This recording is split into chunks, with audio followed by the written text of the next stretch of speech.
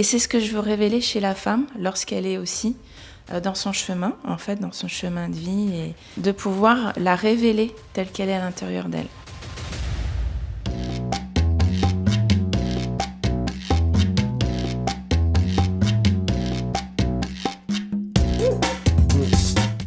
Bonjour Nathalie. Bonjour Éléonore. Est-ce que vous pourriez vous présenter et nous expliquer ce qu'est la photothérapie ? Oui, tout à fait.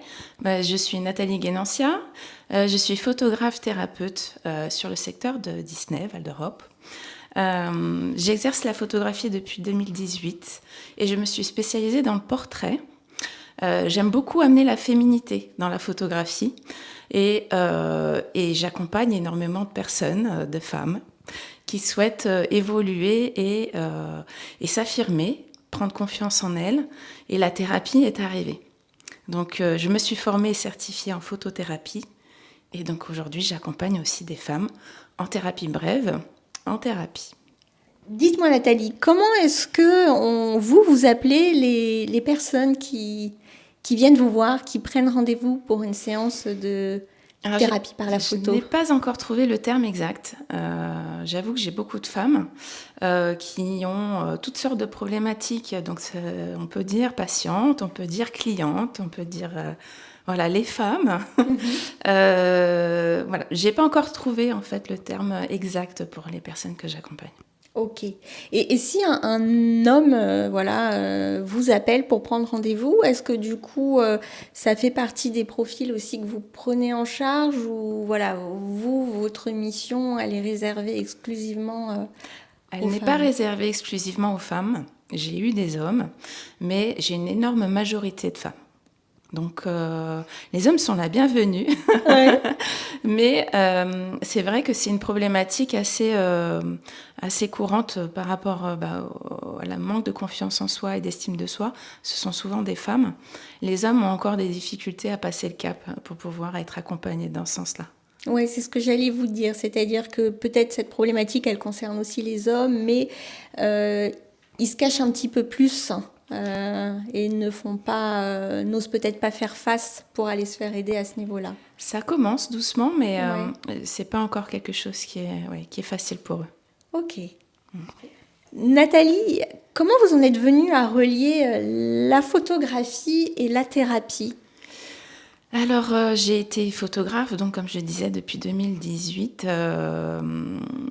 et je me suis passionnée par le portrait, la féminité, tout ce qui était autour de la féminité.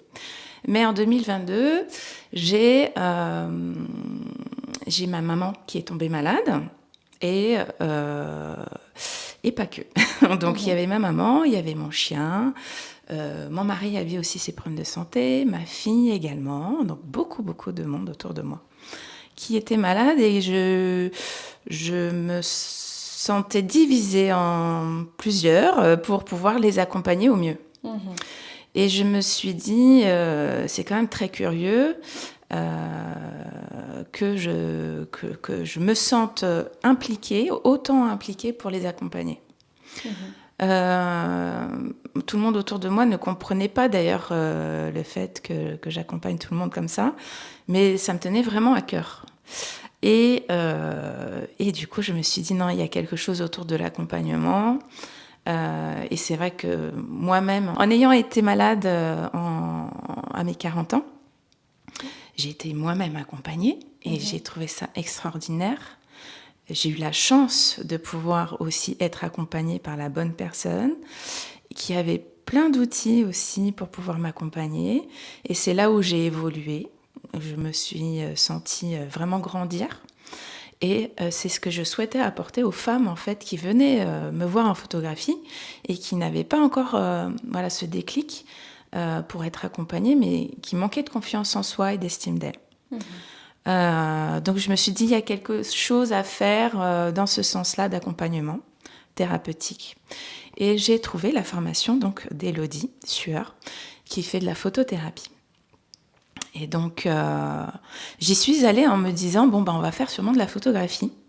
Et à la fin de cette semaine, qui était une semaine en immersion totale dans un monastère, donc très particulier, mais donc on n'était que des femmes, et avec des cas assez bluffants. Chacune avait son histoire. Donc on a travaillé sur nous et à la fin de cette formation, je me suis dit mais c'est tout à fait ma place d'accompagner dans ce sens-là avec ces outils-là. Et il n'y avait pas de photographie, donc. Donc il y avait de la visualisation, mais surtout un des outils que j'aime beaucoup, qui est l'analyse de portrait et l'analyse du corps. Donc de la même façon, on vient analyser le corps et le visage par le reflet en fait de son image. Donc on va se voir en photographie nature peinture. Ça se travaille aussi par miroir quand vous dites reflet? Le corps, oui, ça se travaille par le miroir. D'accord. Et le visage, une photo d'identité. Alors, rien d'artistique, rien de sublimatoire. Vraiment très neutre, justement, pour permettre de connecter et d'identifier les émotions qui y sont figées. La vraie photo d'identité du passeport ou de la carte Tout à fait. d'identité, on ne sourit pas. C'est pas mal. Pas de maquillage. Ouais. C'est pas mal comme type d'exercice. Donc, effectivement, quand on se dit qu'on n'aime pas se regarder en photo, quand on n'aime pas se voir dans le miroir, ça vient refléter en fait notre histoire. Donc, on y met des mots. Donc, pendant cette analyse, on permet d'y mettre des mots, de voir des choses qu'on n'arrive pas à détecter tout de suite, surtout dans le regard, et de libérer donc des émotions. Le fait de libérer permet de réparer, d'accepter son histoire. Donc ça, c'est un des outils que j'aime beaucoup. Mais il y a aussi la visualisation. Donc la visualisation, elle permet de venir se connecter à l'enfant intérieur. Donc on vient travailler là-dessus, mais aussi sur l'adulte. Donc on arrive à en fait remettre en place l'adulte que l'on est. Parce que c'est souvent qu'il y a des blessures au niveau de l'enfant intérieur. Oui, ça c'est justement, c'est la base de la problématique. Alors, avant de faire un accompagnement en thérapie, je fais un diagnostic. Et c'est le premier rendez-vous. Donc, ce premier rendez-vous permet d'identifier la vraie problématique. D'accord. Et on vient justement raconter son histoire, ce qui n'est pas facile, puisqu'on vient parler de son enfance, parfois très difficile. J'ai des femmes qui ont des gros traumas. Et donc, c'est là où on vient justement mettre le doigt sur la blessure. La racine, en fait, de la blessure. Parce que tout au cours de notre vie, on a des étapes de vie avec plusieurs petites ou plus grandes blessures, mais la plus importante, c'est celle de la racine. Donc, dans l'enfance, il y a l'environnement familial, mais pas que. Il y a aussi le scolaire, on peut subir plein de choses. Donc, c'est là où je viens détecter, en fait, le trauma. Parfois, il est léger, mais pour la personne, c'est quelque chose de très important. Donc, on vient travailler là-dessus et pour aussi délier un petit peu son parcours. Est-ce que vous pourriez nous donner un exemple de trauma, par exemple, léger et de trauma un petit peu plus lourd auquel vous avez eu affaire? Alors, dès les premiers rendez-vous, j'ai eu des traumas très lourds, qui étaient celui des agressions sexuelles dans le milieu familial. Et puis les plus légers, c'était le harcèlement scolaire ou bien les deuils, si on peut appeler ça léger, sans trop, on va dire, de complications. Non, c'est des deuils assez simples, mais qui sont quand même impactés dans l'enfance et dans son parcours. D'accord. Voilà. Quand vous disiez tout à l'heure, justement, il y a une partie qui est dédiée au diagnostic, à la prise d'information, puis après, derrière, il y a un travail qui s'enclenche. Est-ce que vous avez le temps de tout faire, du moins pour ces deux aspects-là, sur une première séance, où il est convenu de revoir votre patiente, votre cliente, cette femme ultérieurement? Alors, il est préférable de faire un vrai diagnostic d'une seule séance. D'accord. Pour pouvoir y mettre tous les détails nécessaires et toutes les informations pour qu'on puisse bien détecter la problématique et puis pour poursuivre ensuite sur les prochaines séances avec toutes les informations nécessaires pour mieux travailler dessus. Au niveau du diagnostic, est-ce que vous vous aidez de certains outils spéciaux? Du diagnostic ? Oui. Questionnement, enquête. D'accord. C'est tout ce que j'ai comme type d'outil. C'est moi qui questionne. Et puis, non, je n'ai pas d'outil particulièrement. Non. D'accord. Non, non. Et une séance, alors la première, Ouais. qui est utile au diagnostic, et les autres, est-ce qu'elles ont une durée spéciale? Alors, le diagnostic, en général, je compte 1h30 de D'accord. séance. Ouais. Ok. Et les autres, tout dépend de la personne, en fait. Mais j'essaie de faire des séances d'1h30. D'accord. Pas plus et pas moins. Mais tout dépend de sa problématique, tout dépend de son état, tout dépend de l'outil que je vais utiliser, de comment elle va l'analyser. Tous les éléments qu'elle va me donner, en fait, c'est vrai, je m'adapte à chaque séance. Ok. Ouais. Et je voulais revenir, j'y pensais tout à l'heure, vous disiez, voilà, en majorité, vous recevez des femmes. Je faisais le lien aussi avec le rapport au corps qu'on pouvait avoir à l'adolescence, notamment chez les jeunes filles, sur les complexes, sur parfois les vécus difficiles aussi, l'existence de traumas. Est-ce que c'est une population que vous soignez, les adolescentes? Non, c'est pas mon type de cliente ou de Ouais. patiente. J'ai surtout des femmes d'une quarantaine d'années. D'accord. Ouais, parce qu'à 40 ans, en majorité, tout comme moi, je pense, on a ce déclic où il y a des choses qui remontent à la surface et qui viennent, du coup, titiller et peut-être, ouais, on se sent pas, on se remet en question, quoi. On remet notre vie en question, du pourquoi, du comment. C'est là que je pense tout se déclenche. Alors, ça peut être avant, hein, ça peut être... voilà, il n'y a pas de règles à ça, mais en majorité, ce sont des femmes de 40 ans. Ouais. La crise de la quarantaine, quelque part, si on devait un peu vulgariser cette étape-là. Mais, donc, Chacun la vit effectivement oui. différemment. Moi, ça a été la maladie. Oui. Peut-être ça serait... Enfin, c'est un type de burn-out aussi. D'autres quittent leur cocon familial. Enfin, il y a plein de façons de faire cette crise, on va dire ça comme ça. Oui. Mais effectivement, on se remet en question à ce moment-là et parfois, c'est le corps qui parle. Vous utilisez la photo, le miroir, la visualisation. Comment ces outils aident à libérer certaines émotions ou blocages? Qu'est-ce qui se passe? En quoi ça consiste? Comment on met en place tout ça? La personne qui va se regarder en photographie, par exemple, va voir certaines émotions. Ou pas. Elle va juste voir qu'elle peut avoir, par exemple, la mâchoire de sa maman ou le nez de son père. Donc, ces indications permettent déjà de mettre les mots, en fait, sur la problématique parce que ça vient résonner chez elle quelque chose. D'accord. Donc, pourquoi ça rappelle son papa? Pourquoi ça rappelle sa maman? Ça vient mettre des mots sur, par exemple, des émotions. Ça peut être de la colère, ça peut être de la tristesse, ça peut être de la dépression, ça peut être plein de choses. Et le corps, de la même façon. Donc, lorsqu'on se voit dans le miroir, le positionnement des jambes, etc., des pieds... ça vient tout de suite mettre des mots, en fait, tout simplement. Et grâce à ces mots, donc ces clés, on vient dénouer, en fait, le pourquoi cette chose-là est ressortie. Donc, on l'analyse, clairement, c'est une analyse, en fait. Et là, on vient dans notre histoire, l'histoire de la personne. Donc, elle vient nous raconter...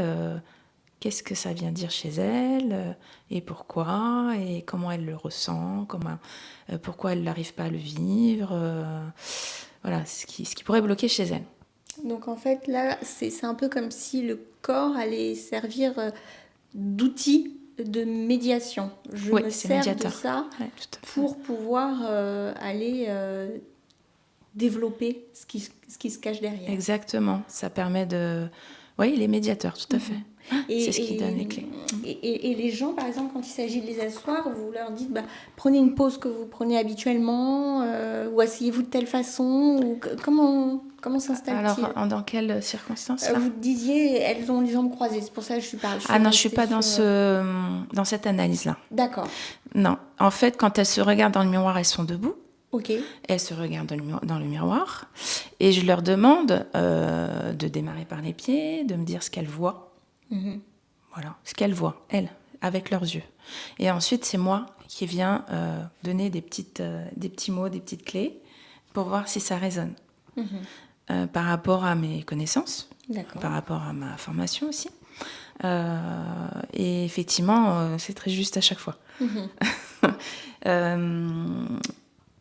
Pour exemple, donc j'ai fait un atelier ce week-end en photothérapie au milieu des chevaux. Hein, et c'était en groupe. Donc ça, c'est une première aussi pour moi. Et c'était difficile parce qu'il y avait 5 personnes avec 5 cas différents. Et il fallait que chacune donne sa problématique. Finalement, ça a été très vite. Au début, on me donnait une problématique très récente. Et après, j'essayais de remonter en arrière. La personne arrivait à mettre une situation dans le passé. Et après, on revenait à l'enfance. Et là, elle arrivait à mettre le mot sur l'enfance, en fait, sur la problématique de base. D'accord. Donc, on arrive à remonter le temps comme ça. Ok. Et j'ai réussi à le faire sur 5 personnes différentes, assez rapidement. Donc, on arrive quand même à mettre... en fait, c'est les premiers souvenirs, les premiers mots, les premiers ressentis qui viennent, qui sont souvent les bons. Oui, et après, c'est une question d'association entre Oui. les différentes idées Oui, pour voilà. remonter au plus profond. Ouais. D'accord. Le cadre a pu jouer à l'accès à ces réminiscences. Alors, évidemment, avant de faire ce type d'exercice, je fais une petite séance de méditation aussi. Ouais. Ça permet de relâcher. Ok. Et effectivement, le cadre, puis elles connaissaient déjà Ah oui. le centre équestre, donc Ouais. elles étaient en sécurité. Enfin, elles savaient, voilà, tout était bien pour elles. Donc, Propice il n'y avait quelque pas part, d'inconfort, quoi. Ouais. Propice au lâcher prise Ouais. et à la. Le cadre était effectivement Sécurité. cocooning, ça va. D'accord. Mais justement, vous parlez de la méditation. Quel rôle ça joue dans vos séances? Est-ce que c'est quelque chose par quoi vous commencez, par quoi vous finissez? Est-ce que parfois, en fonction peut-être de l'anxiété, du débordement émotionnel d'une femme que vous recevez, vous pouvez lui proposer là-bas, on fait une pause et on va s'accorder un temps de méditation? Alors, la méditation, j'utilise surtout en visualisation. Pour permettre justement de lâcher prise, de se remettre dans un état un peu second pour la séance, pour se reconnecter à l'enfant intérieur. Effectivement, si je vois que lors d'une séance, la personne perd pied et que, pas forcément visualisation, mais autre outil, j'ai fini par un ancrage qui permet de se remettre dans son corps et vraiment bien dans ses baskets pour repartir pour la journée. Et c'est suffisant. Alors après, mes échanges aussi dans les séances que je propose, quand même, si je vois que la personne est pas très stable et si besoin je demande voilà, si tout va bien après les séances, je demande des nouvelles, si elle a eu des ressentis, etc., s'il y a une évolution.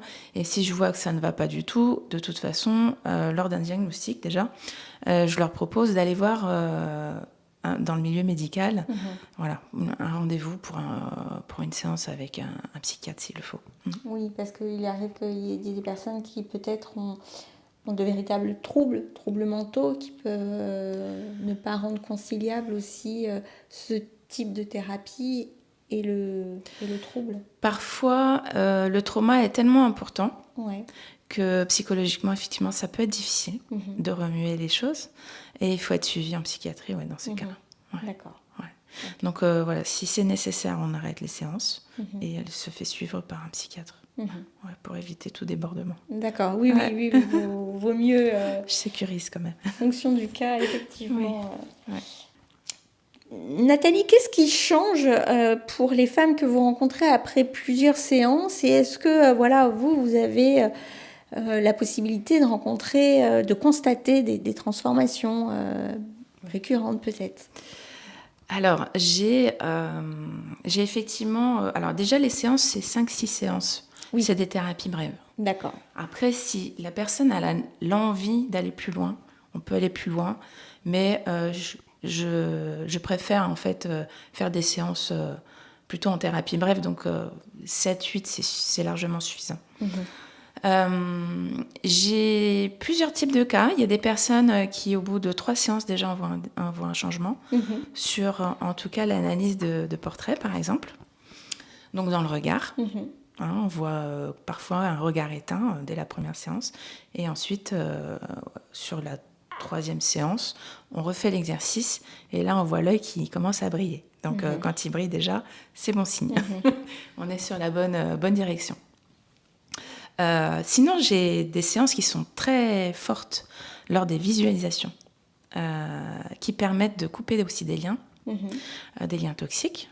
Donc, j'ai des femmes qui ressortent de la séance, mais libérées, tout de suite dès cette séance-là.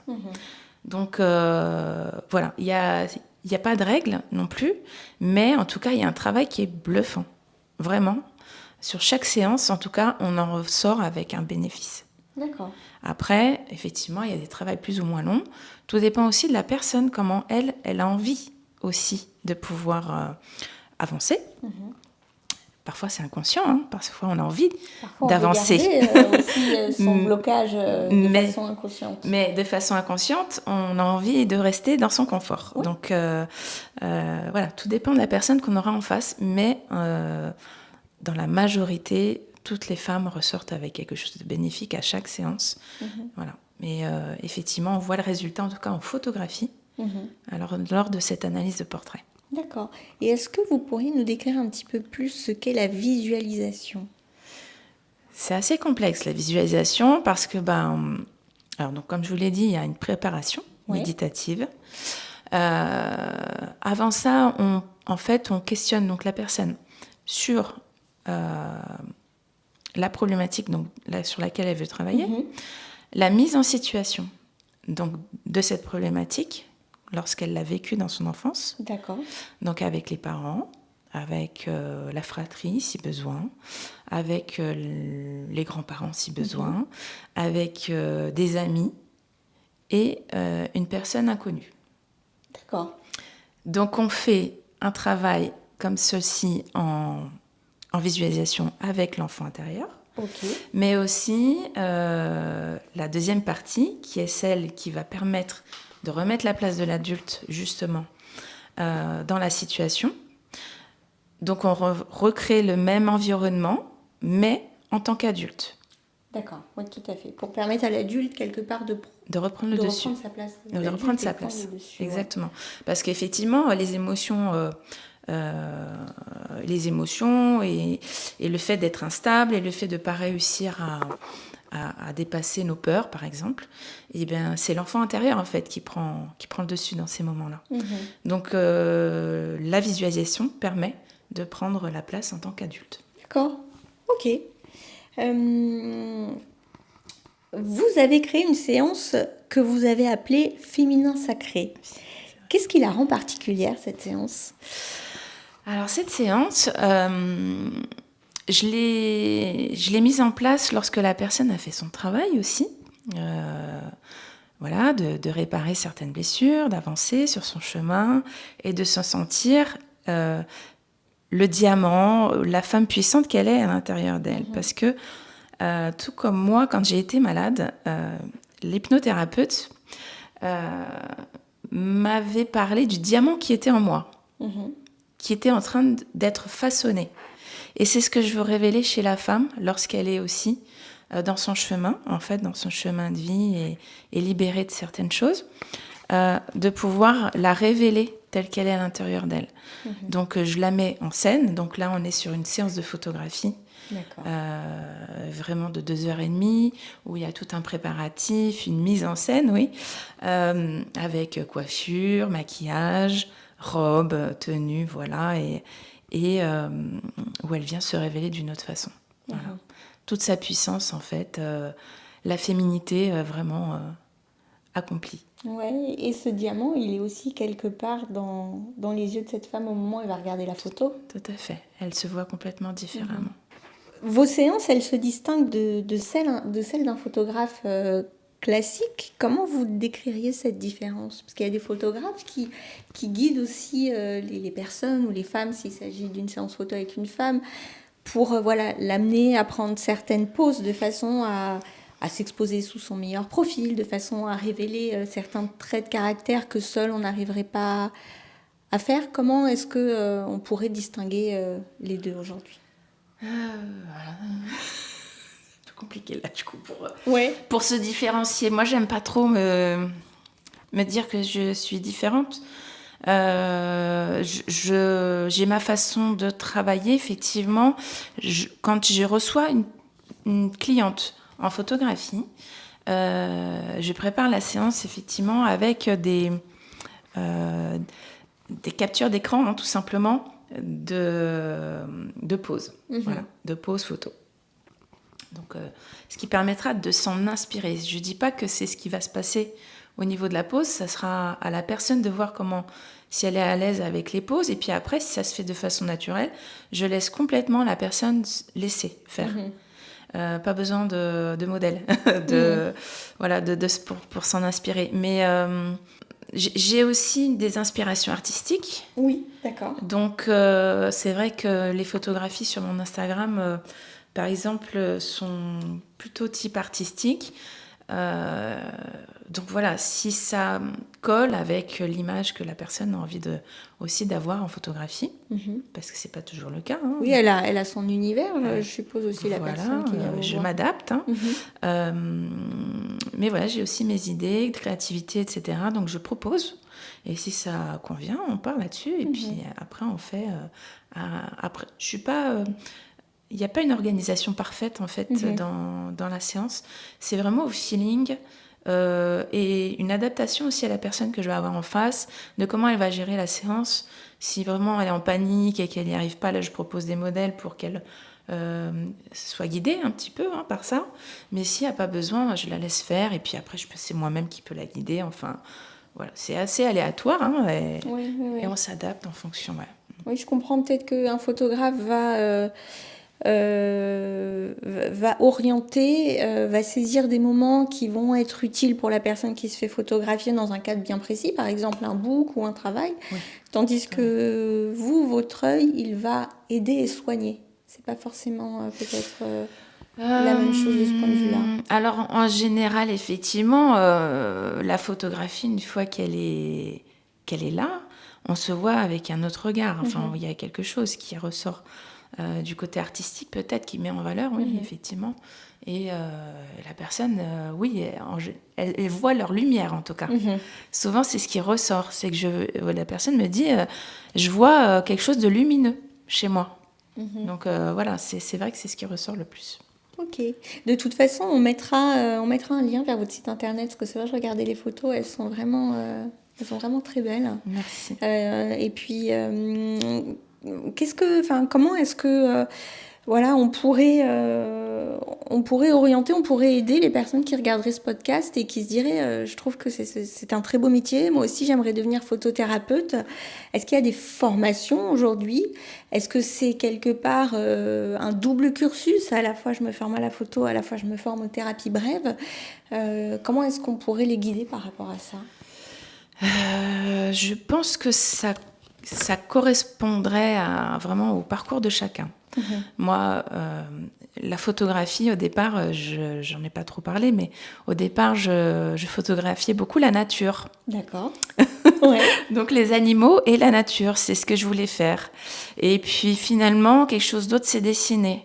Donc en fait, en évoluant, en avançant, le parcours aussi change. Donc... vous voyez, après, j'ai accompagné ma maman et tout, donc la thérapie est venue plus tard.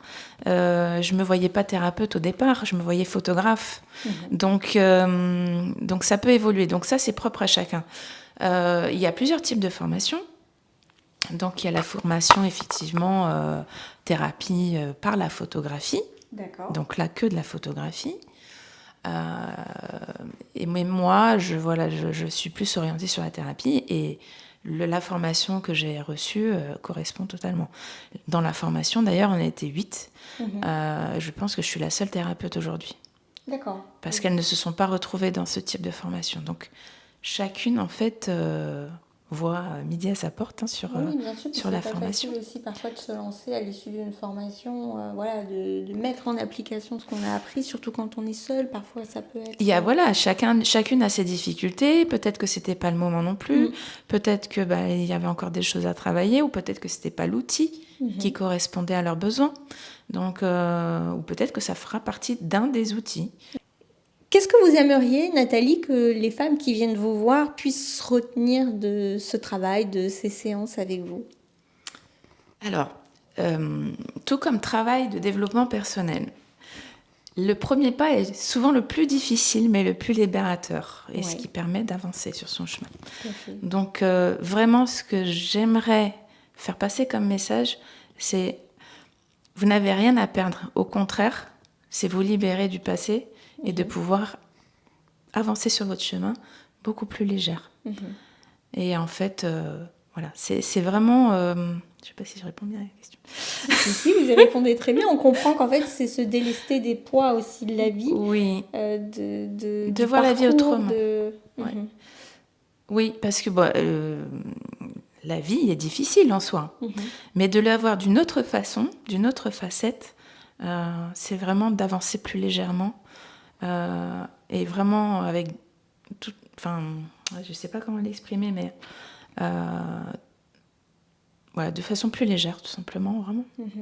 Oui, à travers peut-être le regard que ces femmes réussissent à se porter après être passées entre vos mains, c'est un regard beaucoup plus doux, beaucoup plus conciliant.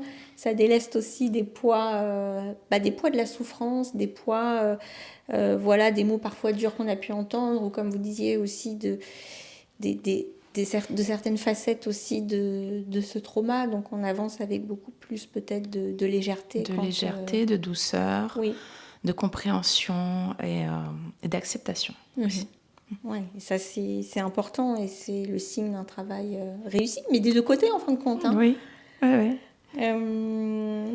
Est-ce que vous souhaitez peut-être finir sur une expérience ou une séance qui vous a particulièrement marqué, que vous avez en tête Il y en a plusieurs. C'est vrai qu'en photographie, c'est ce que je vous ai dit, la lumière de chacune d'elles ressort. Ça, c'est évident. À chaque fois, on me le dit.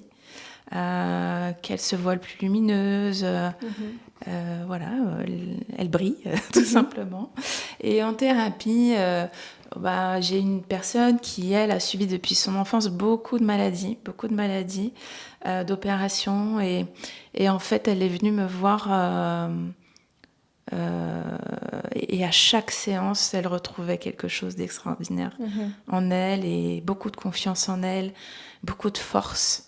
Ça, c'est extraordinaire, je trouve. Ouais, il y avait de la résilience. Repartir avec de la force et de comprendre son histoire et d'avancer avec, de l'accepter, toutes ces opérations, toutes ces maladies qu'elle portait, puisque du coup c'est un poids aussi de subir un peu la vie, quoi. Donc là, de sortir plus légère, d'accepter, d'avancer, d'avoir plein de projets pour l'avenir, c'est génial.